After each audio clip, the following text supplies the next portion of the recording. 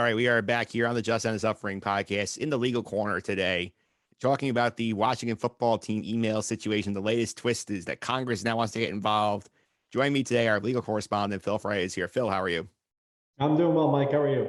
Doing pretty good. And this Washington football team email situation seems to have really taken on a life of its own over the last few weeks. So I talked a little bit about it last week, but do you want to sort of help the listeners catch up here on what's been going on with this, all these emails that the league has and that people want to see?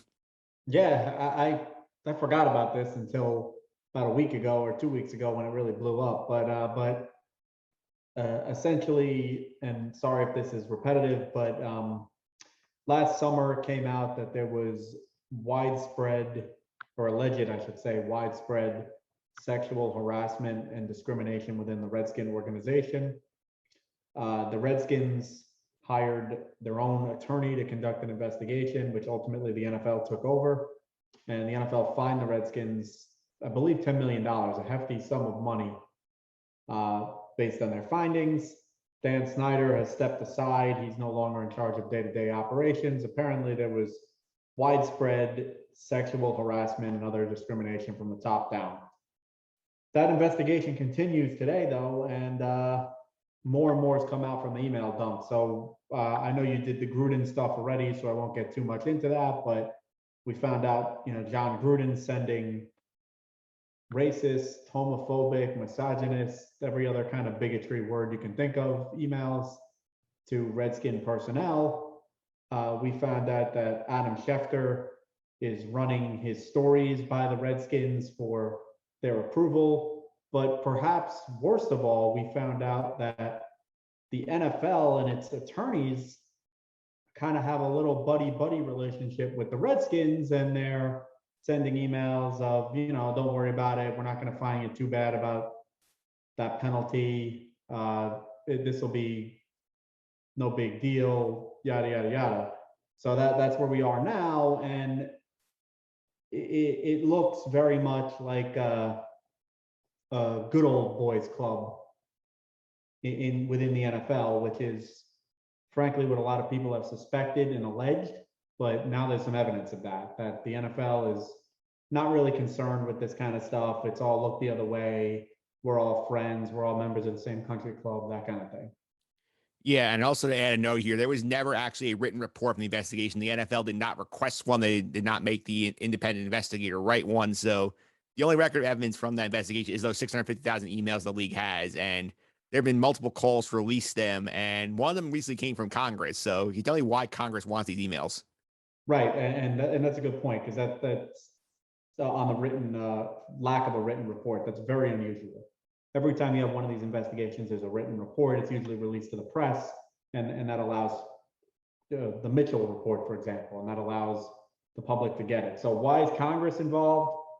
There's a couple of reasons. The first is politics. This is a good political story to jump on if you are of a certain type of political orientation. We've got a football team who was already unpopular based on its refusal to change its name for a decade or more. Now you've got sexual harassment, you've got bigotry, misogyny, homophobia, you got all that in one. There's a political angle here, and there's some people trying to score brownie points politically. That's one. But two, and not to discount it at all, two is Congress sees this as a serious issue, because if the NFL can portray to the public that these sexual harassment, these racism, these discrimination issues, they don't really matter. We'll just sweep them under a rug and move on with our business. But what's to stop any company in America from behaving that way? Whether it's a big national bank or a small mom and pop hardware store, it goes all the way down. The NFL, for better or worse, is one of, if not the most public facing companies in the country. And Congress sees that, and they want to make an example that we're not going to allow the NFL to set an example for the country that this stuff doesn't matter. Yeah, because you mentioned NFL is a very high Q rating compared to like Home Depot or Amazon or say, Walmart. Like people care more about the NFL than those companies. Absolutely.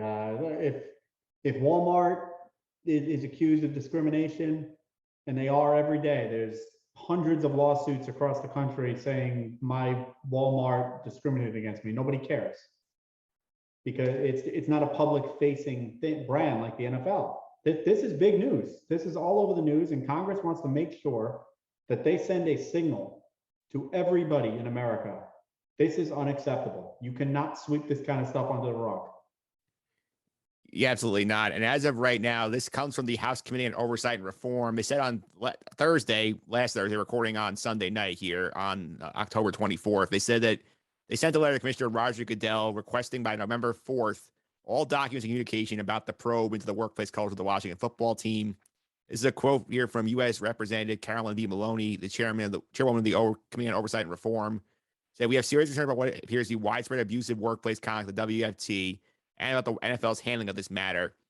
And another quote, communications between league management and WFT leadership also raised questions about the league's asserted impartiality in investigations. So basically right back to what you were talking about earlier. Yeah, that's what they're concerned about. We can't have a good old boys club. And that is true in any organization in America, right? If you have a company where, you know, the guy who runs HR is buddy with the guy who's the accused harasser, you've got a problem. And the NFL is that small example on a huge scale, because that's what at least what's been publicly reported, that's what this looks like. It looks like a buddy, don't worry about it, I got your back. It's not an impartial investigation. And Congress isn't going to stand for that. No, and the NFL basically said through the spokesman Brian McCarthy said the league received the letter, shares the committee's concern that all workplaces should be free from any form of harassment and discrimination. Look forward to speaking to her office soon. Nowhere in that email do they indicate like we're going to cooperate with Congress. It seems like they're going to just try and talk to them and try and and weasel their way out of it. Probably. So that's normally how these things go. You get the letter with the deadline. Normally, the first cause of action, first thing you do is pick up the phone and say, hey, I'm not going to be able to make that deadline. Can I get a little bit more time? Yeah, all right, we can do that. And then there'll be some negotiation where they essentially try and get Congress to let them wiggle out of it with producing nothing. Yeah, and right now, let's say the NFL goes down this path and say, no, we're not giving you the emails. Like, we don't have to do that. So, like, what could happen if the NFL decides not to comply?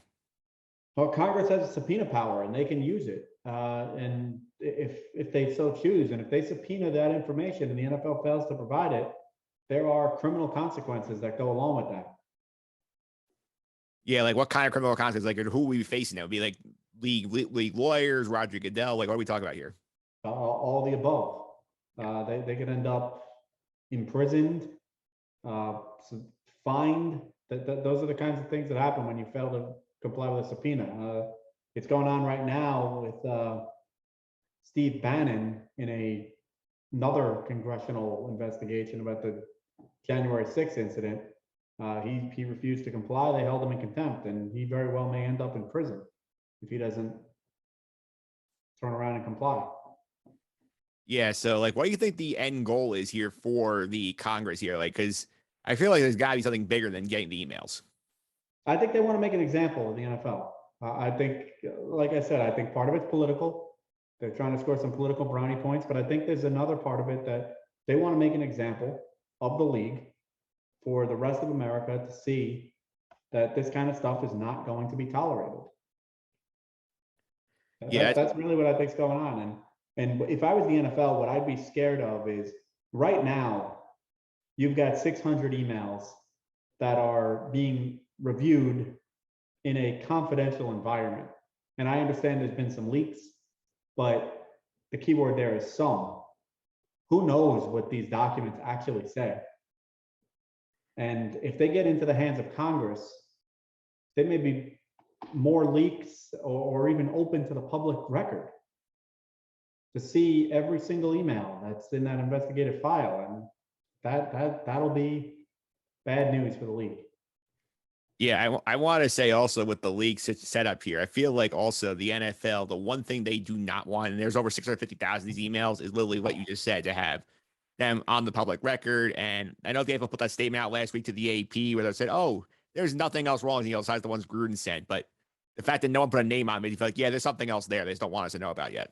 I, absolutely, Yeah. absolutely, and that is the biggest thing that Congress has. Congress has the power to open the NFL's emails to the public, and that's got to scare the crap out of the NFL.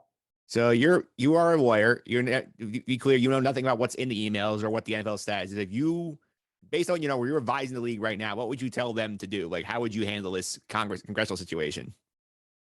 That's a tough one. Do it. Give as little as you can. Really, make a deal. Make a deal to give up as little information as you could possibly give up. Maybe throw John Gruden under the bus some more because who cares about Gruden? He's out already anyway.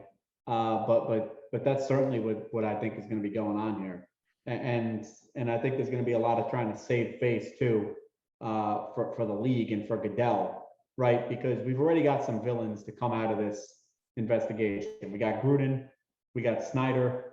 Why don't we just throw more dirt on those guys? Throw them under the bus. Yeah, Bruce Allen is no longer the Washington football team president. Him who? Right. There you got him. That would be my strategy is let's throw the guys under the bus who already been thrown under who have already kind of got the tar and feather treatment already. So basically, your goal will be to negotiate with Congress to the point where you don't have to give up as little information on the emails as you possibly can, and B, avoid having them drag Goodell to a hearing. Yeah, I don't want Goodell testifying, and Goodell is a polarizing figure, obviously, and the players, it's well known they don't like him. I think a lot of fans don't like him, but the owners, and they're the people who matter when you're talking about this kind of thing, they love the guy because he makes the money. So yeah, they do not want Roger Goodell to get mixed up in this. Yeah, so that's something we're going to keep an eye on going forward here. Like, I know he said that the original deadline here is November 4th. He said this is probably going to drag out a little longer because the NFL is going to probably try and get more time to get their house in order here. Yeah, that's a professional courtesy is kind of the way to phrase it. That happens all the time. Lawyers ask, "Get me all this information by a date certain," and almost always you get an extension. All right, so keep an eye on this going forward. Phil, thanks for all the time. Really appreciate it. Yeah, no problem, Mike. This is definitely something to keep an eye on. I think it's something big is going to happen in the next few months. Yeah, for sure. Have that you on the horn for that. I'm sure the CBA with baseball coming up next month, negotiations, will definitely be in touch with you then. I mean, I'm sure there's a lot of complicated issues coming up. That's going to be a long winter of negotiations. So I'm looking forward to that. Yeah, I'm convinced. I think you agree with me that we're heading to a lockout some sort. We're not going to have an extension before December 1st deadline. I would put it at about 60-40, 70-30 lockout. Yeah. All right, Phil. Thanks again. I really appreciate it. All right. Take care.